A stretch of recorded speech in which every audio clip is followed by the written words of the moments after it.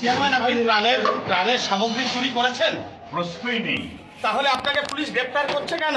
Police গ্রেফতার করছে না, তাহলে আটক করছে কেন? জিজ্ঞেস করেন পুলিশ। রাস্তাটা আপনার বাড়ির সামনে এত বিক্ষোভ হচ্ছে কেন? রাস্তাটা পুলিশকে আপনার বাড়ির সামনে এত বিক্ষোভ দেখাচ্ছে কেন? তারা জানে। আপনার ক্লাব থেকে ত্রাণ সামগ্রী উদ্ধার হয়েছে।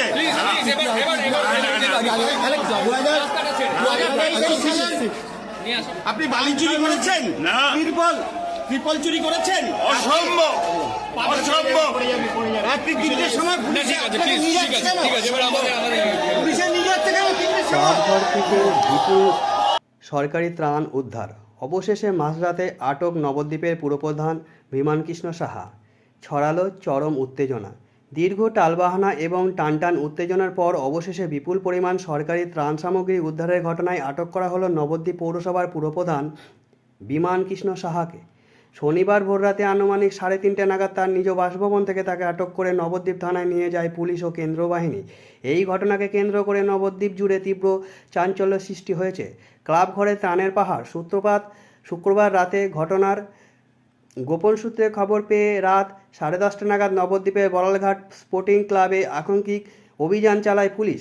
ক্লাবের প্রায় 10টি ঘর জুড়ে মজুত করে রাখা বিপুল পরিমাণ সরকারি ত্রাণের ত্রিপল, কম্বল এবং তন্তুজের বিভিন্ন বছরের শাড়ি উদ্ধার হয়। স্থানীয় বাসিন্দাদের অভিযোগ, সাধারণ মানুষের সহায়তার জন্য সরকারি অর্থে বরাদ্দ হওয়া এই ত্রাণ সামগ্রী বিলি না করে দীর্ঘদিন ধরে সেখানে অবৈধভাবে মজুদ রাখা হয়েছিল। ঘটনাক্রমে ওই ক্লাবটি নবদ্বীপ পুরসভার চেয়ারম্যান বিমানকৃষ্ণ সাহার পাড়াতেই এবং তার ফ্ল্যাটের ঠিক পাশেই অবস্থিত। ত্রাণ উদ্ধারের খবর ছড়া মাত্রই এলাকায় শয়ে শয়ে মানুষ জড়ো হতে শুরু করেন। পরিস্থিতি বেগতিক দেখে ঘটনাস্থলে মোতায়েন করা হয় বিশাল পুলিশ ও কেন্দ্র বাহিনী। এরপর ভোররাতে আনুমানিক 3:40 নাগাদ পুলিশ বিমানকৃষ্ণ সাহার বাড়িতে ঢোকে এবং তাকে আটক করে। পুরপ্রধানকে যখন বাড়ি থেকে বের করে গাড়িতে তোলা হচ্ছিল তখন উপস্থিত জনতার ক্ষোভ আসে পড়ে তার উপর।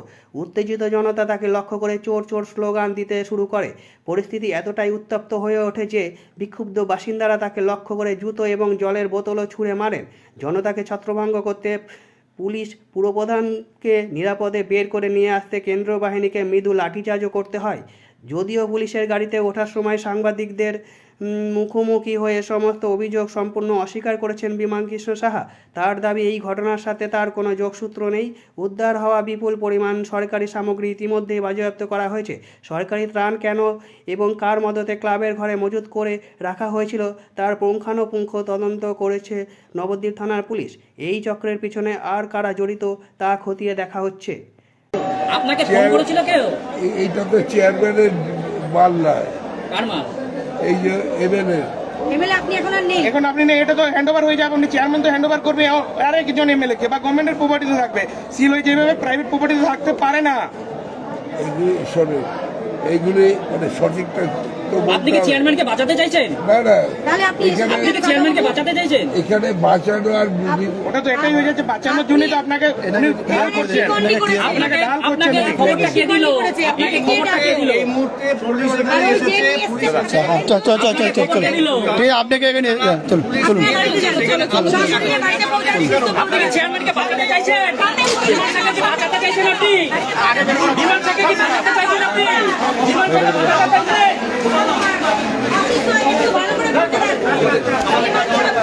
বারবার এই নোংরা রাজনীতিটা করেছে। দেখছেন ফের একবার কিন্তু নমসাকে